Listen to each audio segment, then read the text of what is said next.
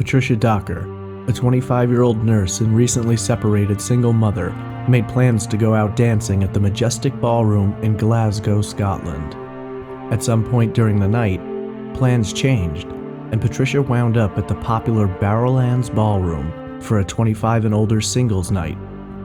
The next morning, Patricia's nude body was discovered just yards from the apartment she shared with her parents.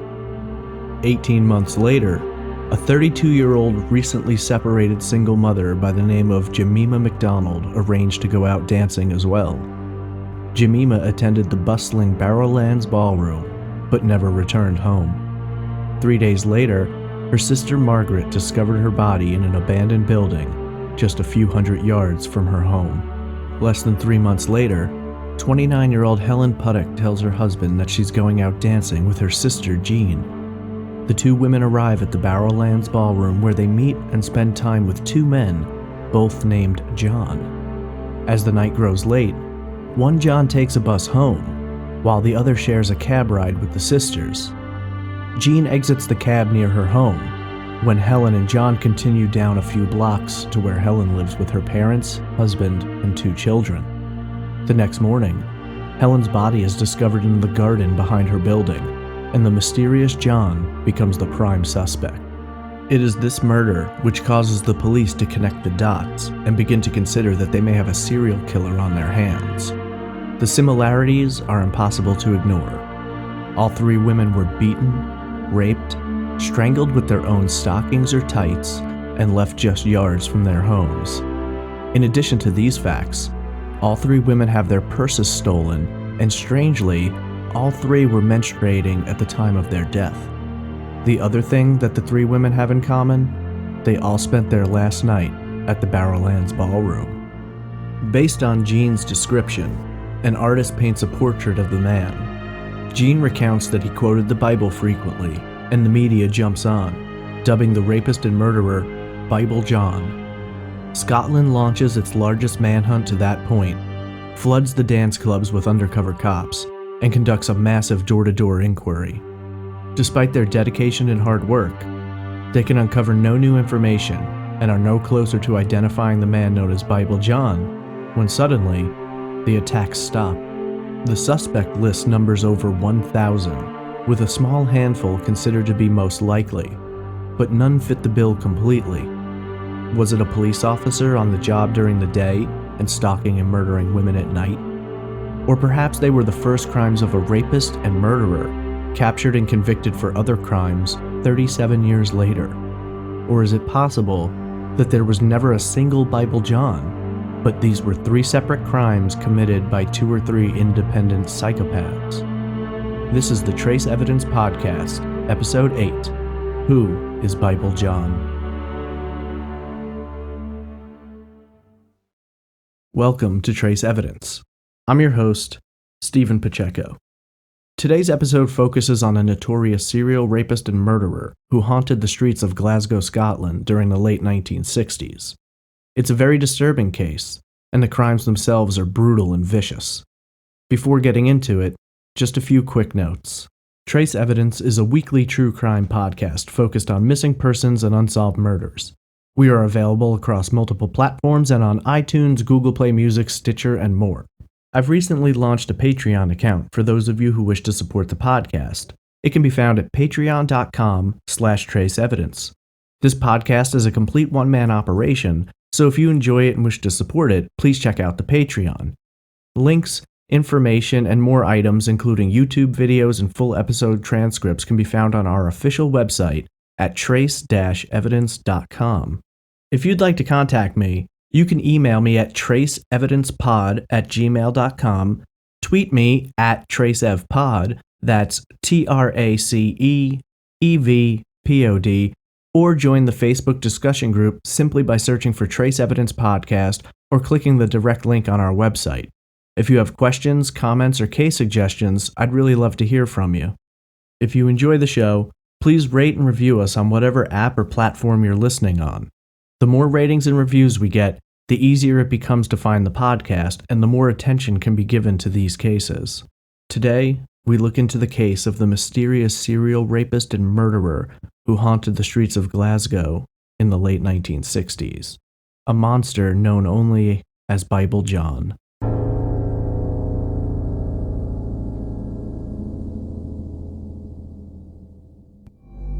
The Barrowlands Ballroom originally opened in 1934 east of Glasgow's city centre.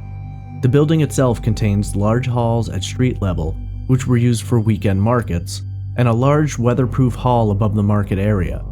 At the time, the building boasted having the largest animated neon sign in the United Kingdom, though this can neither be confirmed as fact nor disproven, as in 1958, a large fire gutted most of the building. The ballroom was rebuilt and had its grand reopening on Christmas Eve of 1960. As world culture progressed, the United States was embroiled in the so-called swinging 60s, but this wasn't just an American phenomenon. All around the world, the hippie movement was in full effect. Shortly after 1967, in what America dubbed as the Summer of Love, Glasgow was brimming with young men and women who were going out to clubs and bars, experiencing one another in an explosion of sexual freedom and independent exploration. In the late 1960s, Glasgow was in the middle of a dance craze, with ballrooms blossoming once again in popularity and drawing large crowds. On February 22, 1968, Patricia Docker, a 25-year-old nurse and single mother, spoke to her parents telling them that she'd gotten a babysitter and was going out for the night. Her intended destination was the Majestic Ballroom. It's unknown why this changed, or if perhaps Patricia did spend some of her night in the Majestic Ballroom. Some have even speculated that Patricia may have been persuaded to change venues by the man later known as Bible John. Regardless of the reasoning, Patricia ended up at the Barrowlands Ballroom that night. The Barrowlands was hosting an over 25 single night. The event drew singles from all around the city of Glasgow, offering them a location to mingle, drink, and dance. The younger crowd of the time unkindly referred to the event as Grab a Granny Night. From all accounts, Patricia was a dependable, trustworthy woman who was dedicated to her job and her child. Patricia was not so much a child of the freewheeling 60s as many of her contemporaries. The 60s were somewhat of a different time, though, and Patricia was a 25-year-old single mother who had recently separated from her husband. It isn't hard to imagine that the prospect of a 25 and older evening at the famous Barrowlands Ballroom could have been enticing for a woman who was dealing with the aftermath of the end of her marriage and now adjusting to raising a child on her own. The next morning, on February 23rd, a man heading to work for the day came across a grisly scene. The body of Patricia Docker lay just behind Carmichael Place, a few yards from where Patricia lived with her parents in Langside Place. Patricia's body had been stripped nude, and she had been strangled with her own stockings, and she had been raped. According to reports of the time, Patricia had also been beaten, though it is unknown if this occurred as she tried to fight off her attacker, or if this was an act he performed following the rape but before strangling her. At the time of her death, Patricia had been menstruating, a seemingly innocuous detail, but one which will become more important later. Police arrived at the scene and immediately began investigating. It was noted that Patricia's clothing and her bag were missing. Police believed that the killer had taken these items as keepsakes or in an attempt to delay identification of the body. During their investigation, police spoke with Patricia's parents, who informed them of her plans from the previous night. Patricia had told her parents that she was going to the Majestic Ballroom, and so the investigation centered on that venue. It wasn't until several days later, after the murder, that police managed to piece together more of her evening and discovered that she had in fact been at the Barrowlands. Eyewitnesses had seen her that evening, but reported nothing unusual, and no particular detail nor companion stood out. By the time police mapped out Patricia's evening, most of the people they spoke to and interviewed couldn't remember a great deal and were of little assistance. Police continued searching for Patricia's missing bag and clothing, but neither was ever recovered. At the time, police believed the killer had taken these items as mementos, but may have disposed of them when the case began to draw attention from the media. Without much to go on, no eyewitnesses or any detail about the perpetrator, Patricia's murder would slow and become a cold case. 18 months later, in August of 1969, when Patricia's name had long vanished from the headlines, it would be suddenly brought back into sharp focus. On the night of Friday, August 15th, 1969, 32-year-old Jemima McDonald made plans to go out for the night. Much like Patricia Docker, Jemima was a recently divorced single mother. On Friday night, Jemima left her 3 children with a babysitter and headed down to the Barrowlands ballroom. Jemima would not make it home that night. The following morning, August 16th, Jemima's sister Margaret was growing concerned. It was unlike Jemima to go out and not return home, especially to have not picked her children up from the babysitters. Margaret began asking around and started walking towards her sister's apartment when she witnessed a small group of children exiting an abandoned tenement building on McKeith Street, just a few blocks from Jemima's home. The children were talking about the body, but Margaret didn't think much of it, assuming it was just children playing around. By Monday, August 18th, Margaret could no longer contain her concern, and despite her intense fear, she entered the tenement building on McKeith Street. Inside, Margaret made the awful discovery of Jemima's battered body. Unlike Patricia, Jemima was found fully clothed, and it was ruled that she had been beaten to death. However, just like Patricia, Jemima had been raped and partially strangled with her own stockings. The similarities did not end there. Both Patricia and Jemima were dark-haired women who had been dancing at the Barrowlands ballroom wearing black dresses, and both of their purses were missing from the crime scene. Also, both women had been killed within 50 yards of their homes, and both were menstruating at the time of their murders. Unlike in Patricia's case, there were a few witnesses who were able to give information about what happened that night. An attendee of the Barrowlands that evening reported seeing Jemima leave the ballroom with a tall, red-haired man dressed in a nice suit. The police had an artist's rendition of the man drawn up. Although this wasn't much to go on, it was more than they had known during the Patricia Docker investigation. Police conducted door-to-door inquiries, canvassing the area for more information, and came upon a woman who believed she might have heard the murder. According to this witness, on the night of the murder, she had heard screams coming from the abandoned building where Jemima's body was later found. Unfortunately, the witness could not remember what time she heard the screams, and further investigation was unable to find anyone to verify the witness's statements. Although they now had more information about the suspect, it still wasn't very helpful, and much like in the case of Patricia Docker, the investigation began to slowly wind down and grow cold. Jemima's name, much like Patricia's, was slowly being forgotten by the public. This time it would not take 18 months to bring both women's names back into the spotlight. Just over 2 months later, on October 30th, 1969, 29-year-old Helen Puttock made plans with her sister, Jean Williams, to attend the Barrowlands that night. Helen was married to a man named George. George and Helen had 2 small boys at the time. Helen told George that she was going out with her sister, essentially wingmanning for her, as we might say today. George wasn't thrilled with his wife's decision to go out to the Barrowlands that night, but knew that she had gone with her sister before, and despite his reservations, he chose not to argue with her about it. He gave 10 shillings to Jean, making her promise that the two would take a taxi home, a decision that he now regrets. Jean states that Helen danced several times with the latter John, while she herself danced with the one from Castlemilk. The 4 of them spent around an hour together, enjoying each other's company, but the night was growing late. The group of 4 left the ballroom together, with the John from Castlemilk bidding them goodnight and heading towards George Square, from where he planned to take a bus home. The other John, the one who didn't say much about himself and had been dancing with Helen, got into a cab with Helen and Jean as they headed home.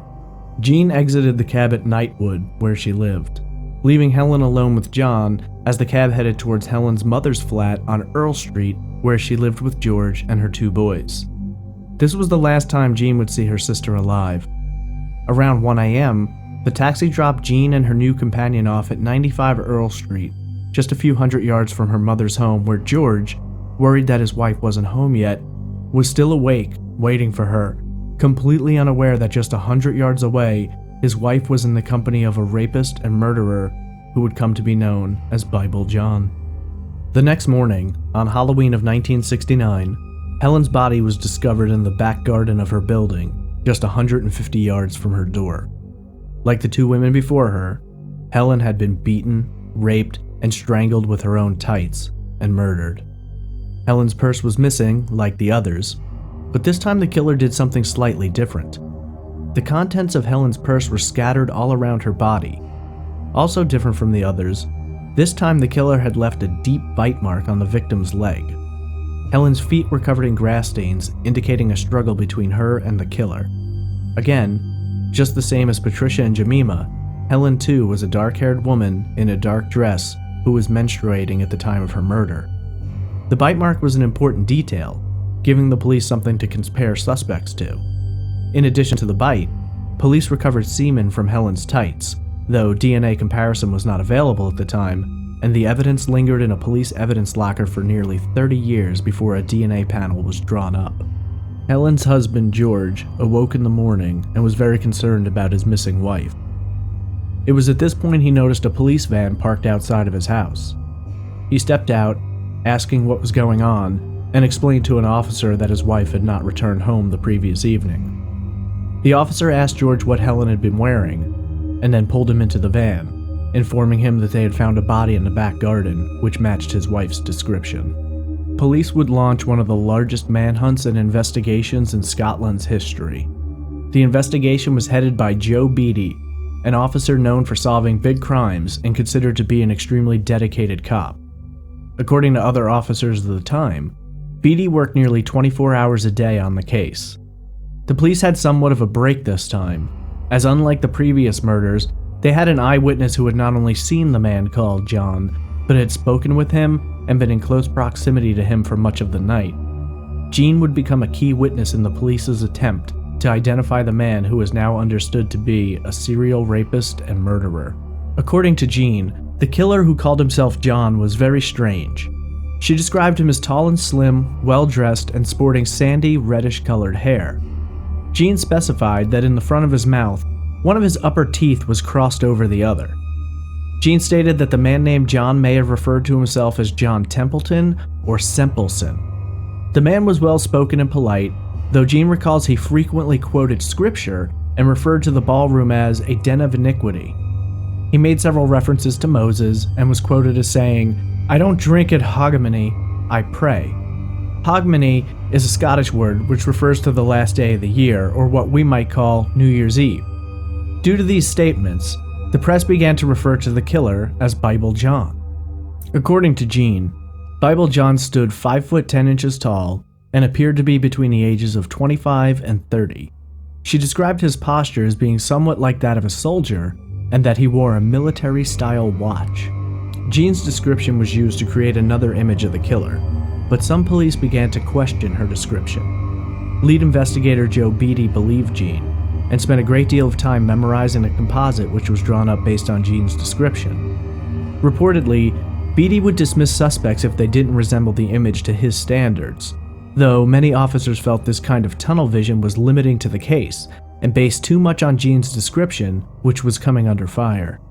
According to the investigation, Jean was drunk that night, though she would say she was no more than tipsy. Witnesses from the Barrowlands contradicted her description. Bouncers at the Barrowlands described Bible John as being shorter and sporting jet black hair.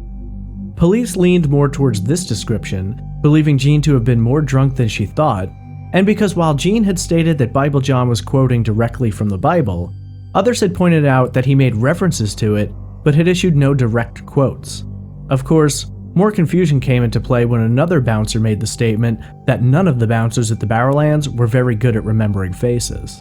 As it turns out, neither Jean nor her sister Helen were the last to see Bible John that night. A witness came forward and stated that at 1:30 in the morning on Halloween, he had seen a man fitting Bible John's description, tall and thin with sandy reddish hair, finely dressed, getting off a bus at Gray Station.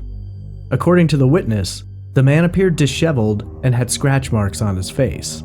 The man would turn and walk towards the ferry which runs across the River Clyde and into the south side of the city. And then, there was nothing.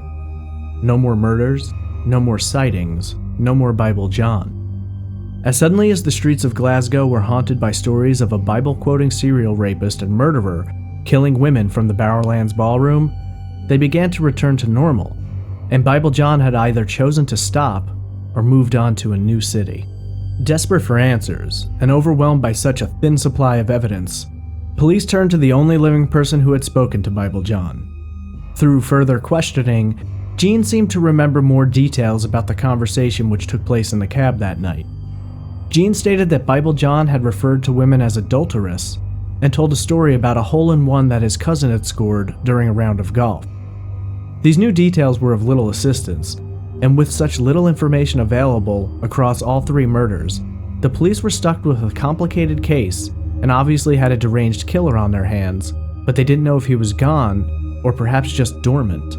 In addition to these issues, officers began to wonder if Jean was remembering the evening accurately, or if perhaps in her hope to assist in finding her sister's killer, she was embellishing events and details of the conversation. The memory is a funny thing, and eyewitness testimony is usually considered to be fairly faulty. People misremember or fill in blanks with completely fabricated information. This isn't done intentionally, but the brain has a way of trying to complete the puzzle. 4 people can witness a car accident and deliver 4 completely different descriptions of what happened. Without corroboration and supporting evidence, it's difficult to move forward simply based on the details in a witness's memory. Unfortunately for police, they didn't have anything else to go on. Undercover police began attending local ballrooms, including the Barrowlands. They would come in, spend their time dancing and mingling, but were ever vigilant, looking for the man in the composition. On many occasions, an undercover officer would pose as a friend of Jean's, accompanying her to the Barrowlands. He'd watch her dance and spend time with friends, and worked out a system for her to signal if she saw Bible John, but she never did. A re-examination of the evidence shows the similarities in each case. Each of the 3 women had spent her last night at the Barrowlands ballroom. Each woman was strangled with her own stockings or tights and left within a close proximity to her home. All 3 of their persons were taken from them. All 3 were menstruating at the time of their murder. It had been reported that in addition to these similarities, there was one more. Found near or on the bodies of each of the women was a tampon or sanitary pad, likely the one which the woman had been wearing prior to being raped. Another witness interviewed by police would provide information which once again contradicted Jean's description of the killer. According to the manager of the Barrowlands, he had spoken with the killer. Actually, he'd gotten into an argument with him. Retired Chief Inspector Brian McLaughlin interviewed the manager and found his story compelling. According to McLaughlin, the manager told him that he'd gotten into a dispute with the man when a cigarette machine had eaten some money. The manager stated that the portrait of the suspect, based on Jean's description, was not accurate to his recollection. He stated that the man had more of a square-shaped face, and his hair was dark, not sandy or reddish. While Jean had stated that Bible John had a tooth which crossed over another, the manager noted that he had seen the man was missing a tooth in the upper right portion of his mouth. Following up on this tip, McLaughlin found a man hanging around the Barrowlands. McLaughlin stated that the man would go to the Barrowlands alone, and he had quoted lines from the Bible. When he took the man in for questioning, the man escaped by jumping through a plate glass window. The Criminal Investigative Department later tracked down and interviewed the suspect. His name was John Edgar, and he was from Castlemilk, Glasgow. Through their questioning, the CID cleared John Edgar as a suspect, though many still believe he may have been the notorious Bible John. In 2005, a book was written which accused John Edgar of the crimes. As a result of the accusation and speculation, Edgar submitted his DNA for analysis and was fully cleared of any involvement in the crimes. Despite an investigation which involved more than 100 detectives, over 50,000 statements, and interviews with more than 1,000 suspects, 37 years would pass and police would be no closer to finding the true identity of Bible John. There are a ton of theories about the identity of Bible John that cover a wide array of suspects. Some believe that Bible John was a police officer, while others see an unmistakable link between the atrocities perpetrated by Bible John and those of a convicted rapist and murderer. Lead investigator Joe Beatty had a man he personally believed was responsible. That man was John Irvine McInnes. Beatty had never revealed what it was that led him to believe McInnes was Bible John, but he questioned him several times. 11 years after the murder of Helen Puttock, in 1980, John McInnes committed suicide, but his name still remained present in the mind of investigators. In 1996, police began using the DNA sample that the killer had left on Helen Puttock's tights. They recalled old suspects and requested DNA samples for comparison. It was during this time that they decided to exhume the body of John McInnes for DNA and dental matching. Despite a long period of time, during which investigators had bandied McInnes' name as a likely suspect, DNA did not match, and when forensic examiners attempted to compare McInnes' teeth to the cast made from the bite mark on Helen, they discovered that McInnes wore dentures, even at the time of the murders. There was public outcry that the police had spent so many years trying to pass off John McInnes as the killer. McInnes' family described the ordeal as greatly disturbing, saying that it had brought a shroud of darkness over the family. Following examination of the DNA and dental records, police were forced to finally take McInnes from the suspect list, officially clearing him. A Home Affairs spokesman, John McFall, was quoted in the papers as saying, quote, "We know the police have a duty to investigate unsolved murders. This case seems like a textbook example of how to not go about it." End quote.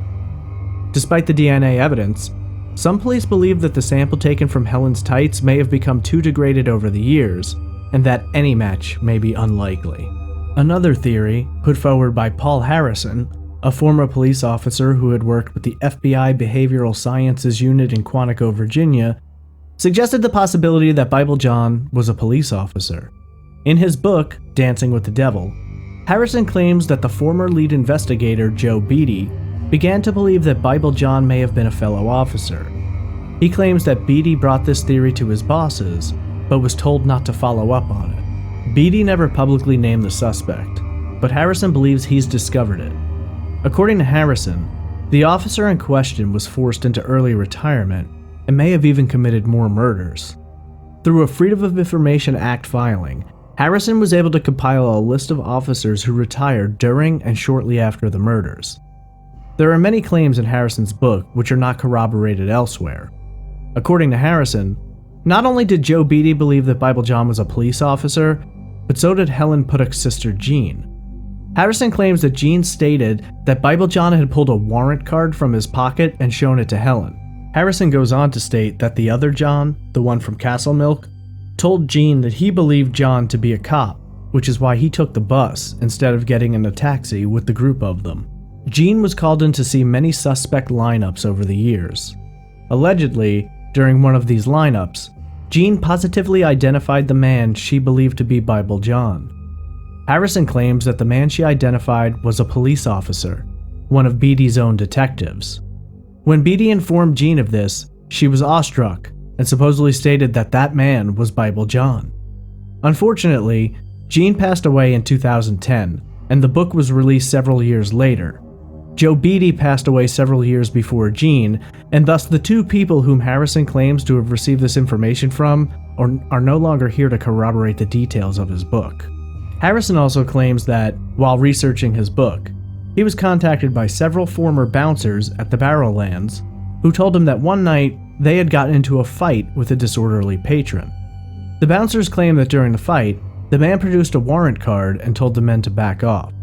Later, after the artist's composite drawing of Bible John was circulating, they identified him as the man they had fought with in the Barrowlands that night. Whether or not Bible John was a police officer at this point is impossible to prove, but this theory is hardly the end. Some speculate that Bible John was no one. They believe that Jean and Helen did ride in a taxi with a strange man that night, but suggest the possibility that this was not the man who killed Helen. According to locals of the time and investigators on the case, it wasn't exactly uncommon to run into a religious man with a penchant for Bible quotes. Contrary to Jean's story, after speaking with witnesses at the Barrowlands who had either seen, spoken to, or overheard the man known as Bible John, he wasn't exactly quoting from the Bible. One officer, when interviewed, stated that the man had said things that were similar to quotes from the Bible, but were not direct quotes, and that it wasn't really a significant detail as many people in the area at the time were Christian and knew the Bible well enough to paraphrase portions of it. Outside of the fact that the man from the taxi was the last person known to be with Helen Puttock, that's really the only information which links him to her murder. Several people, including former and current police officers, go so far as to theorize that not only was the man in the taxi not Bible John, but that no one was Bible John. Many believe that the three murders, though similar in many ways, were simply coincidental, and that these coincidences do not prove that the murders were a serial. They chalk up the idea of Bible John as a complete fabrication by the media to sell papers and to create a sensationalist drama. Even lead investigator Joe Beatty would admit that the murders were under investigation as 3 separate crimes and not that of a serial. According to Beatty, there was never any hard evidence to link the 3 murders to a single man, and that Bible John was little more than a phantom created in the press. This seems rather odd, considering the similarities in the way in which the victims were killed and the locations of their bodies. However, there are those who think that it was all just coincidence. I find that rather hard to swallow, but it's a popular theory. Police who support this theory point to the fact that serial killers typically don't just stop, and that if this were the case of a serial killer, there would have been more bodies. For me, I think it's entirely possible that there were more bodies, but that the killer moved on to a different location. There's also the possibility that he was arrested on something unrelated, died, or became ill. Although given the unsolved status of the crimes, it's almost impossible to rule out any theory. The most popular theory about the identity of Bible John would surface in 2006. 37 years after the last of the murders, police would find a body, which would lead them to a suspect with a very similar style to the killer known as Bible John. This suspect would arguably become the most prominent answer suggested to the burning question, who is Bible John? In 2006, the mutilated body of 23-year-old Polish exchange student Angela Kick was found beneath the floorboards of St. Patrick's Church in Glasgow. Angelica worked at the church and was last seen in the company of the church handyman named Pat McLaughlin on September 24, 2006. Angelica was beaten, raped, and stabbed. Her body was hidden in an underground chamber near the confessional booth. Disturbingly, forensic evidence showed that Angelica was still alive when her body was put beneath the floorboards. Police discovered Angelica's body 5 days after she was murdered, and Pat McLaughlin quickly became their prime suspect. McLaughlin fled to London, where he got admitted to a hospital under a false name. Police managed to track him down, and it was soon discovered that Pat McLaughlin was also a fake name. His real name was Peter Tobin. He had used a fake name to get his job at the church because he was listed on the Violent Sex Offender Register following convictions for rape and assault stemming from a 1993 incident. According to court documents, Tobin attacked 2 14-year-old girls at his apartment in Lee Park when he heard them ringing a neighbor's door. The neighbor wasn't home, and so the 2 girls rang Tobin's apartment and asked if they could wait inside. Tobin allowed the girls in, and then at knife point, he forced them to drink alcohol, including vodka. Tobin then sexually assaulted the girls and stabbed one. He turned on the gas in the apartment and exited the building, leaving them to die. Both girls miraculously survived, and Tobin went on the run, later being caught in Brighton. On May 18, 1994, at Winchester Crown Court, Tobin entered a plea of guilty and received a sentence of 14 years. 10 years later, in 2004, Tobin was paroled. Following the investigation into the rape and murder of Angelica Kick, Tobin was tried and found guilty on May 4, 2007, and received a sentence of life imprisonment. In connection with another case, the 1991 disappearance of Vicky Hamilton, police began investigating all former properties of Peter Tobin. They searched several former homes, and on November 14, 2007, they found human remains buried in the back garden of 50 Irvine Drive, a home occupied by Tobin in 1991. Forensics would confirm the remains were those of Vicky Hamilton, and the next year, in December of 2008, Tobin was found guilty of Vicky's murder.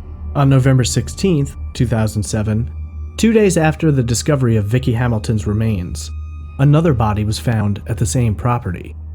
Those remains would be identified as Dinah McNichol, an 18-year-old from Tillingham, Essex, who had vanished on August 5, 1991, while hitchhiking home from a music festival at Liphook, Hampshire. On December 16, 2009, after 15 minutes of deliberation, a jury found Tobin guilty of murder, and Tobin received his 3rd life sentence. Based on his convictions and history, police began tracking Tobin's whereabouts throughout his life, and cross-referencing his locations with unsolved murders and disappearances. Police would refer to this as Operation Anagram, and also involved the attempt to identify the owners of jewelry discovered in Tobin's home, which police believe may have been taken from victims. Ultimately, police believe Tobin is linked to at least 13 unsolved murders, 3 of which are the Bible John murders. According to reports from prison, Tobin boasts that he has a total of 48 victims. Tobin's possible connection to Bible John is based around several intriguing facts which could link him to the murders. Police believe that photographs of Tobin taken during the late 1960s share a striking resemblance to the drawings of Bible John. The last of the Bible John murders occurred in 1969, the same year in which Peter Tobin moved out of Glasgow. There have been statements by police saying that, with known victims of Peter Tobin, he reacted extremely violently if his encounter with the victim occurred while the victim was menstruating. In addition to these similarities, Peter Tobin had a religious upbringing and knew the Bible well enough to quote it. Tobin used a wide variety of fake names through his murderous career, and one of those names was Semples, which it has been pointed out is extremely similar to one of the names Gene claimed Bible John had used, John Sempleson. Also, dental records showed that in the late 1960s, Tobin had a tooth removed, which links to the statement from the manager of the Barrowlands about John missing a tooth in the upper right of his mouth. Tobin was also known to frequent the Barrowlands ballroom during the late 1960s. In fact, Tobin met his first wife at the Barrowlands.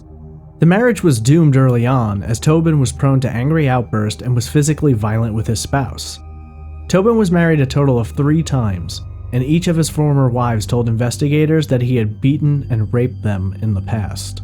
Police have not released further information they possess, which leads them to consider Peter Tobin as being the true identity of Bible John. In the past, DNA comparison has been used to rule out other suspects. In the case of Peter Tobin, police believe the DNA samples have become compromised over time and believe a DNA link to Tobin is unlikely due to the degrading samples. A DNA comparison run on Tobin came back as inconclusive.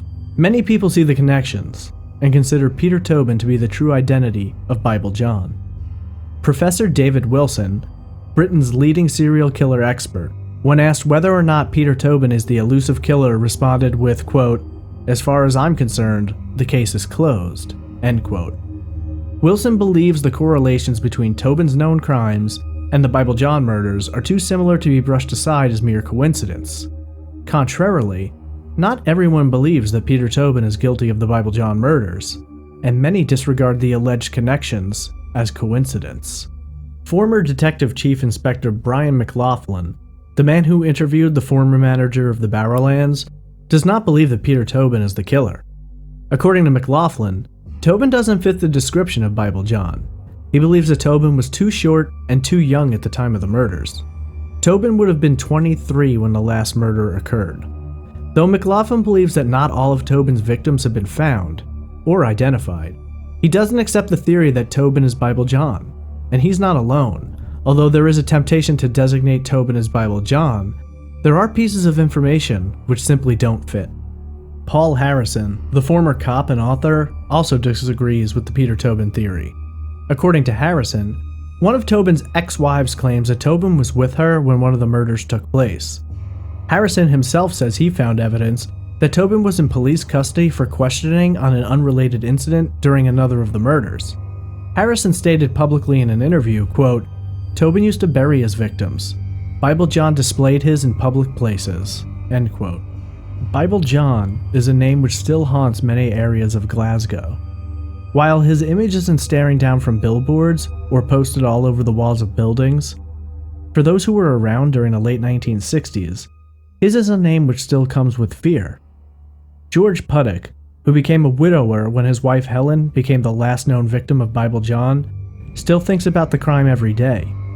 He raised their 2 boys without their mother, and will never forget the moment he was told that his wife had been raped and murdered. For George, he's tired of hearing about Bible John, and he wants to hear more about his wife Helen and the other victims. In George's mind, the media created a phantom killer and ran with it, disregarding the victims, and pushing the story of the killer to the forefront.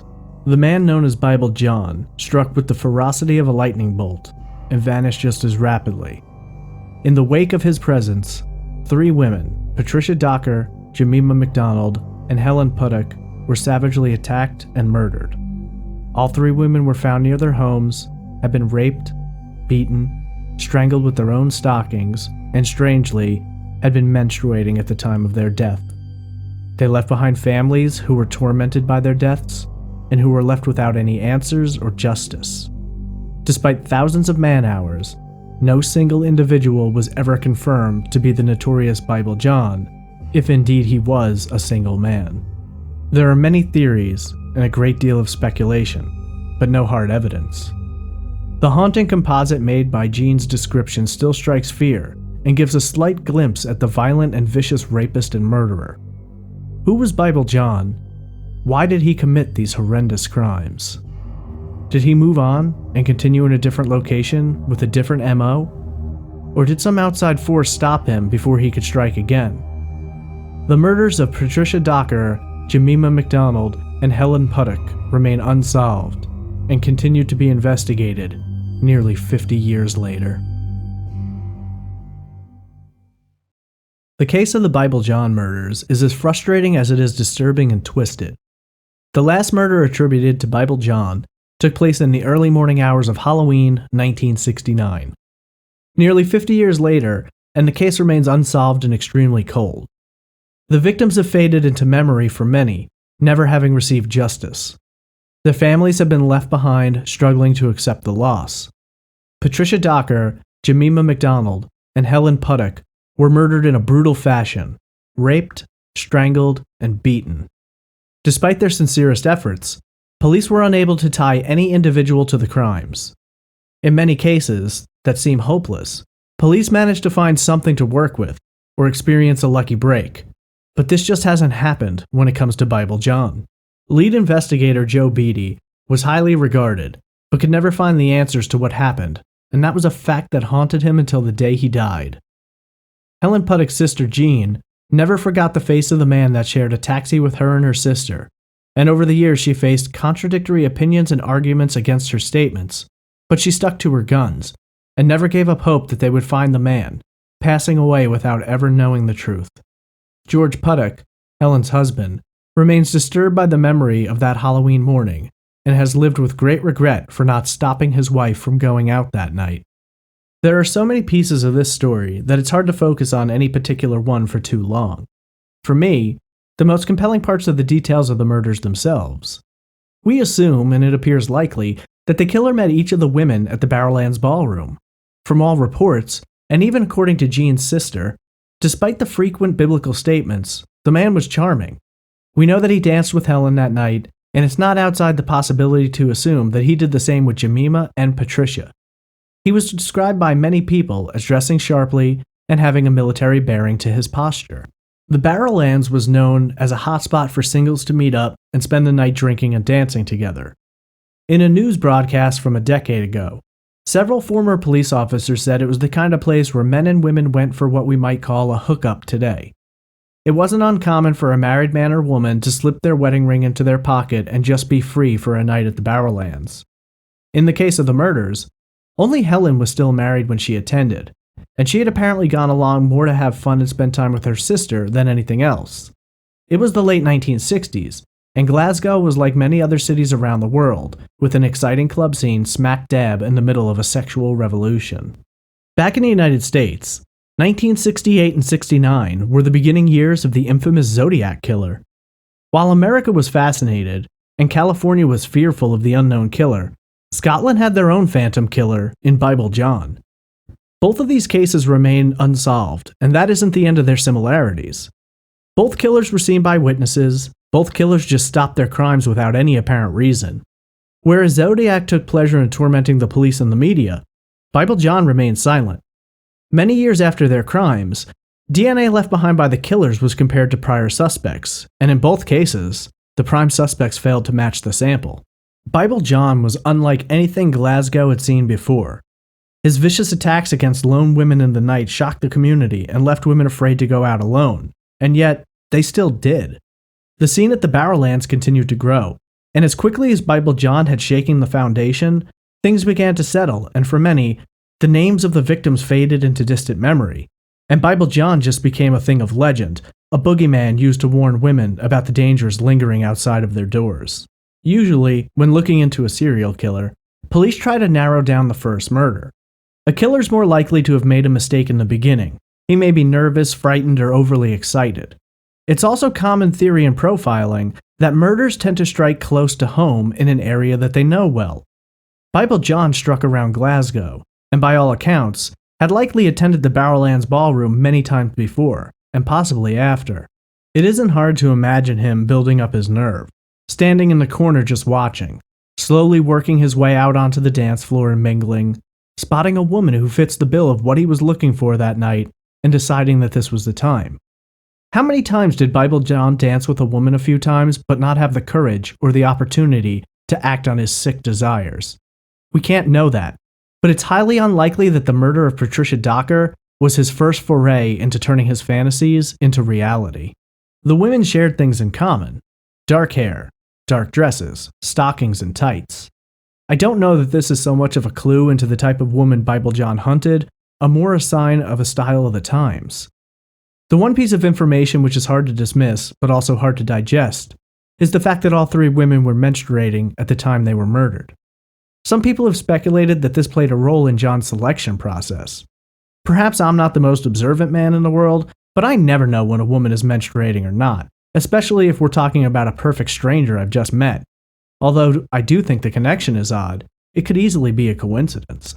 One thought I've had during the course of investigating this case is, if the menstruation played a role, is it possible that this was a requirement for Bible John to strike? Could he have walked other women home who were not menstruating, and therefore he didn't feel the need to brutalize them? The psychology of it's fascinating, if in fact menstruation was a key in his selection process. The viciousness of his crime suggests a hatred towards women, or at least a great deal of rage. We know that he earned his name because of talking about the Bible, or at least paraphrasing lines from it, and that he referred to women as adulterous. This is clearly a person who has a lot of issues with women and wants to take his anger out on them.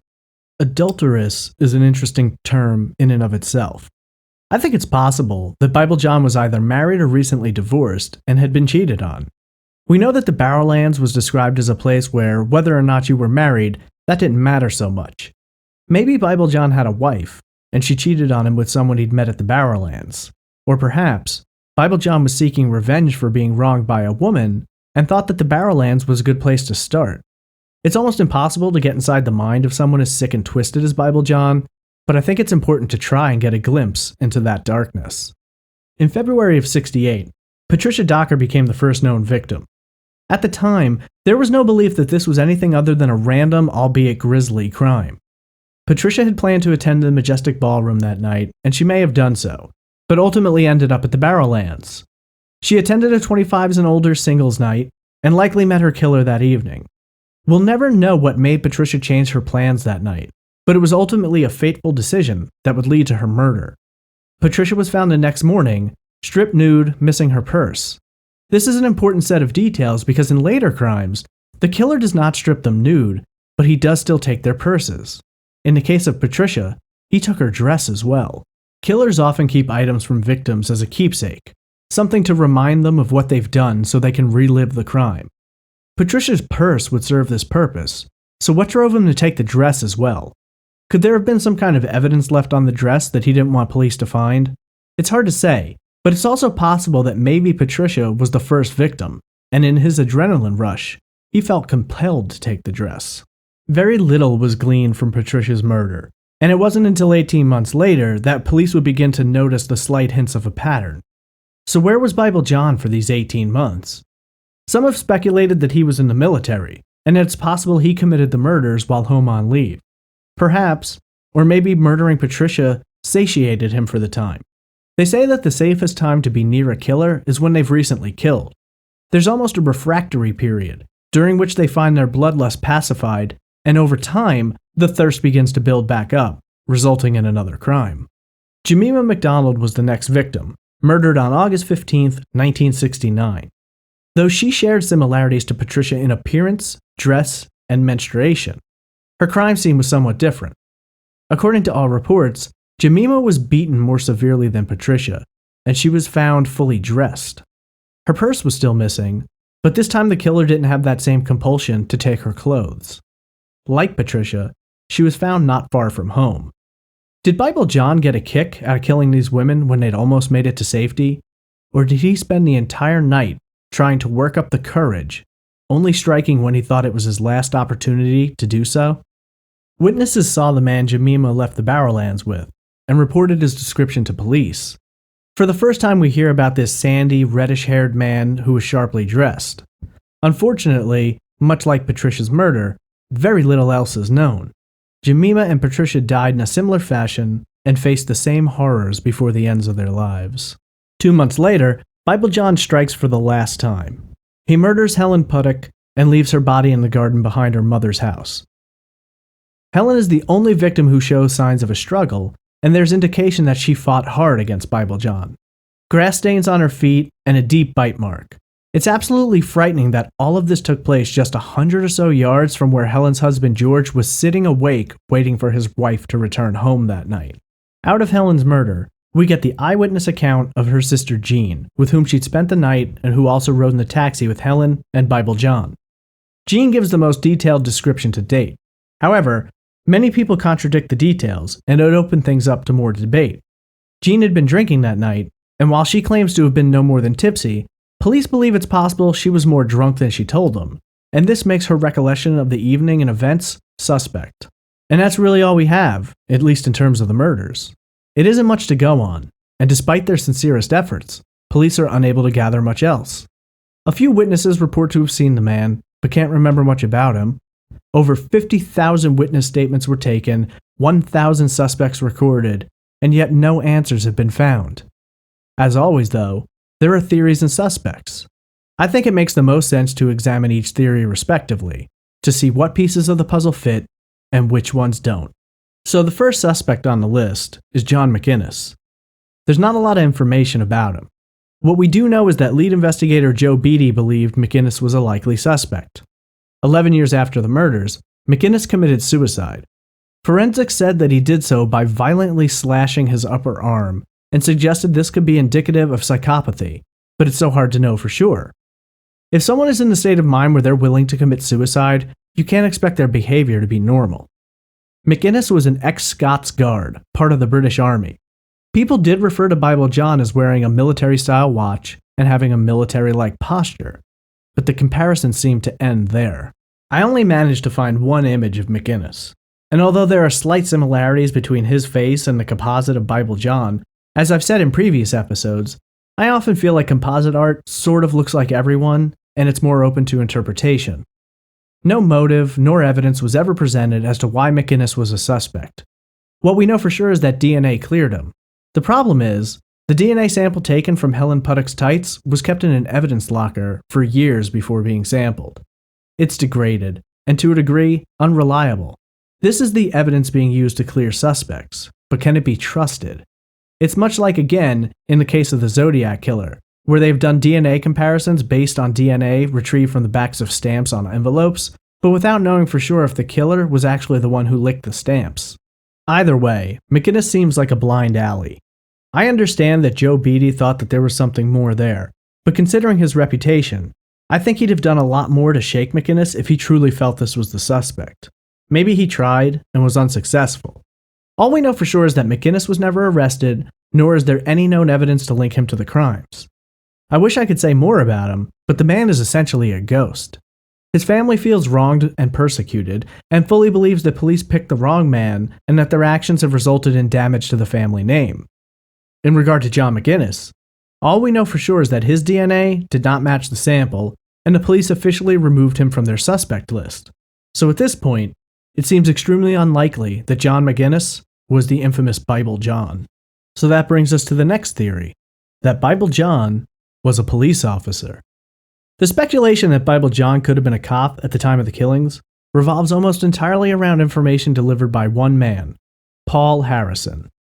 Although Harrison is a former officer himself, it's hard to deem something true when it only comes from a single source. Harrison bases his information on conversations he allegedly had with both Joe Beatty and Helen's sister Jean. There are no ways to corroborate any of this information, and the idea that Beatty was investigating this lead and was told to stop by his superiors just doesn't make any sense to me. Typically, cops aren't going to protect one of their own if they believe he's a rapist and a murderer. And even if they were, this isn't the type of thing they do for just anyone.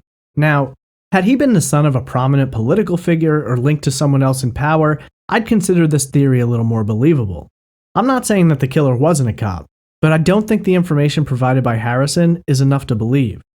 Harrison claims to know the name of the suspect, but didn't publish it in his book in fear of possible legal action. He claims to have given information to the police and offered to show them more, but received no answer from them. According to Harrison, shortly after the murders stopped, the particular officer he believes was the killer was given retirement with a pension. Harrison claims that the man was married and had children. In today's world where cops are often vilified, and some rightfully so, it isn't too hard to imagine that one could go haywire and commit murders. What makes it less likely, at least for me, is that if Bible John was a cop, then someone should have recognized him. Especially when cops were investigating the case, questioning door to door and working undercover in the Barrowlands. Maybe he could have gotten by without being noticed, but then, why did he stop? If he knew that someone was looking at him as a suspect, and he had basically been given the all clear when the investigation was ordered to stop, what would drive him to quit committing these horrendous crimes? If anything, you'd think he'd see this as a free pass to do more. I think it's much more likely that Bible John impersonated a cop. Allegedly, bouncers at the Barrowlands, and Jean herself, claimed that Bible John showed them a warrant card. For those of you who are unfamiliar with this term, a warrant card is a small, wallet-like book, which when flipped open, shows an officer's credentials. They're carried by police, FBI, and immigration officers to name a few. I imagine that back in 1969, it probably wasn't an extremely difficult task to counterfeit one of these. So it's entirely possible that Bible John had a fake set of credentials, and used these to get himself out of situations. It's also possible that this was used as a device to earn a person's trust, and to get them to go places with you, or spend time with you that they normally wouldn't with a person they just met. To me, the concept that he impersonated a police officer just makes more sense than if he actually were a police officer. At the time, and even currently, many investigators believe that the entire concept of Bible John is a fabrication in and of itself. They know the crimes happened, and they don't call those into question at any point. But police have admitted that they began approaching these crimes as separate and not part of a serial. Their theory is that the three women may have been murdered by up to 3 separate killers, and that all similarities between the murders were merely coincidental. That's a lot of coincidence, but stranger things have happened. The problem I have with this theory is that it would essentially mean that 2 or 3 unrelated killers were operating out of the Barrowlands ballroom. Well, I guess they don't have to be unrelated. It could have been 2 or 3 guys who were working together and committing these atrocities. But doesn't that just seem incredibly unlikely? If these women had been murdered via different methods, or if their bodies had been found in different conditions or in different locations, I think that it would certainly be probable that we were dealing with separate killers. The idea that 2 or 3 men could accompany or stalk a woman as she leaves the Barrowlands, wait until she gets close to home, then assault, rape, strangle, and murder her completely randomly but in almost the exact same way is just too much of a coincidence for me to believe. Factor in that you have 3 women who are menstruating, and I think it's highly unlikely that you're dealing with separate perpetrators. I wouldn't rule out the idea that you could be dealing with more than one guy, if they were working as a team. But what about the case of Helen Puttock, where her sister Jean knows only one man was in that taxi with her that night? Maybe one member of the team was more aggressive and wanted to try it alone, but this is a pretty thin theory. Also, if you're dealing with 2 or more people, there's a much higher probability that one is going to open his mouth or get popped for something and roll over on the other one. Interestingly, a situation involving more than one killer would certainly account for the variations in physical description, but that could just as easily be chalked up to the flaws of eyewitness accounts. Employees at the Barrowlands gave their description of who they believed Bible John to be, but there were never any reports of him being around another man or being seen with friends. Sure, it's possible that this just wasn't noticed, but considering the amount of people who remembered him, or at least claimed to, I think a detail like that would have stuck out. Also, immediately following the murders, the public's senses were much more heightened. In order for the crimes to have stopped, both men, or the group of them, would have had to have decided that they were done. I think it's extremely unlikely that you've got a group of 2 or 3 violent psychopathic killers running together. especially when you consider that, in most cases, psychopaths and violent killers do not typically have great friends. That's part of the antisocial personality. Historically, we've seen examples of team killers, but they're rare. It's always possible, but I just can't personally put too much stock into this theory. That leaves us with one final theory, the most popular theory, that Bible John was convicted rapist and murderer Peter Tobin. Tobin's history has been fairly well covered. He's been convicted of 3 murders in total, though he's suspected in at least 13, and claims to have been responsible for 48. The earliest murder for which Tobin was found guilty was that of Vicky Hamilton in February of 1991. This would make Tobin 45 years old at the time he committed this murder. Many have speculated, and I agree, that it's extremely rare that a person would begin their career as a murderer at such a late age. Usually in their 40s, it's a time when a lot of killers are peaking or beginning to slow down. In Tobin's case, it's been suggested that this was the beginning for him. People point out the similarities in Tobin's style of murder and rape. Tobin targeted younger women, but if he is indeed Bible John, then his MO changed over the years. Whereas Bible John strangled and beat his victims, Tobin typically stabbed them. Bible John left the bodies on display to be easily found, and Tobin hid the bodies. It's completely possible that as he aged, Tobin became more concerned about being caught and changed his approach.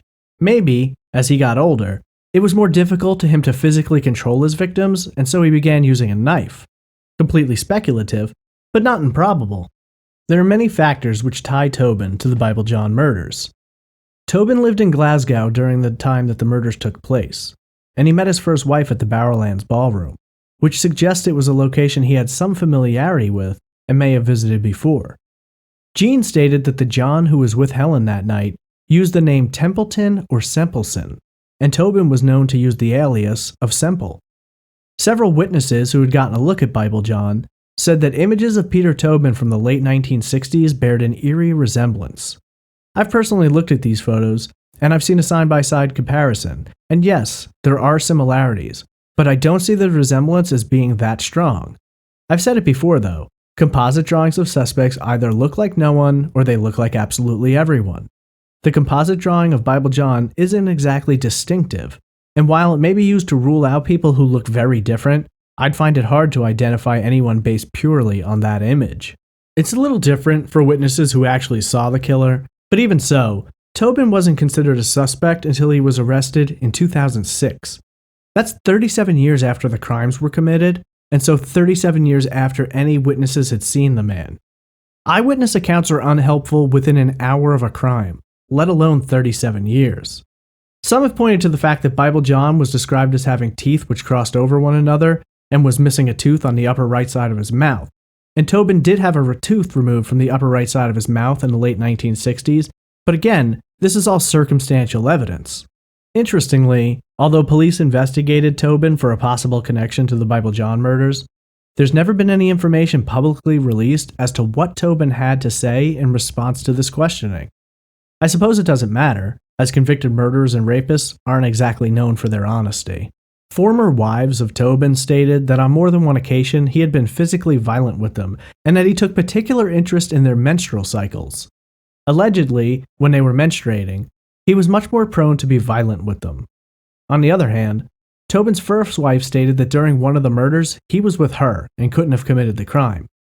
It's also been stated by a former cop and crime author, Paul Harrison, that Tobin was in police custody and was being questioned during the time of one of the other murders. I don't believe that Tobin's first wife would have any reason to lie for him. They'd been divorced for 35 years by the time he was arrested, and if he'd been abusive towards her, it's highly unlikely she'd feel compelled to protect him. We do know that Tobin lived in Glasgow at the time, and that he moved away in 1969 shortly after marrying his first wife, and that 1969 is when the murder stopped.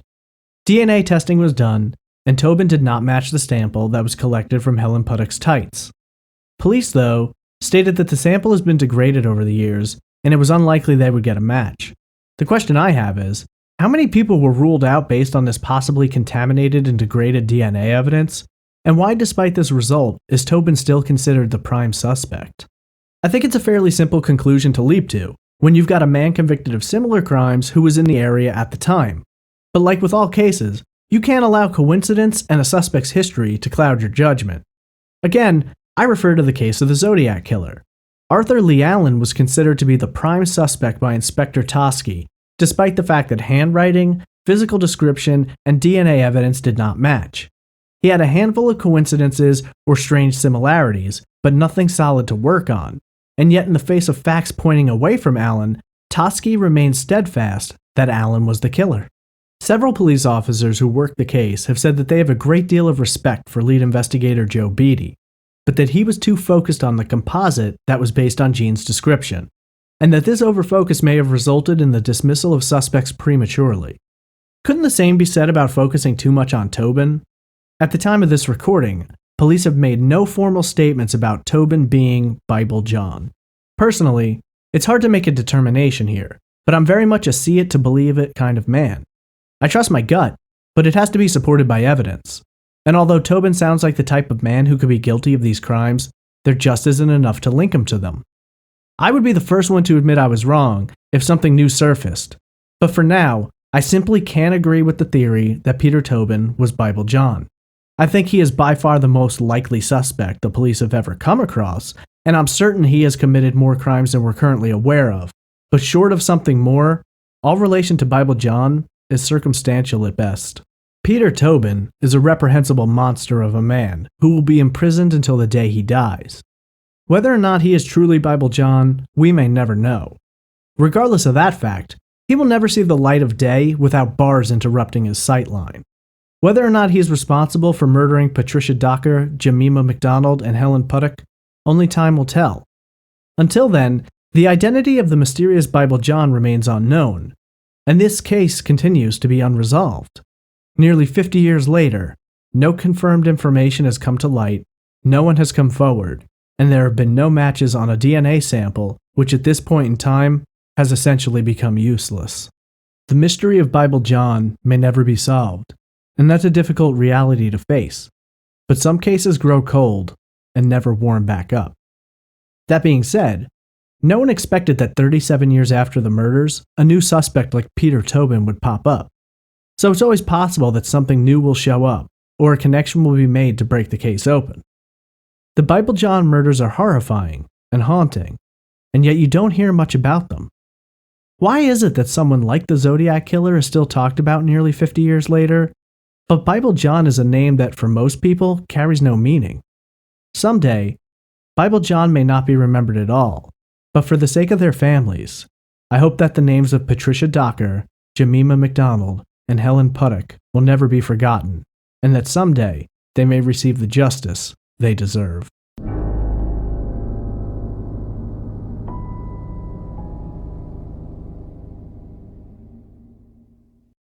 If you're interested in finding more information out about Patricia Docker, Jemima McDonald, Helen Puttock, and the Bible John murders, there are some great websites available. You can discuss it with me and other podcast listeners on Facebook.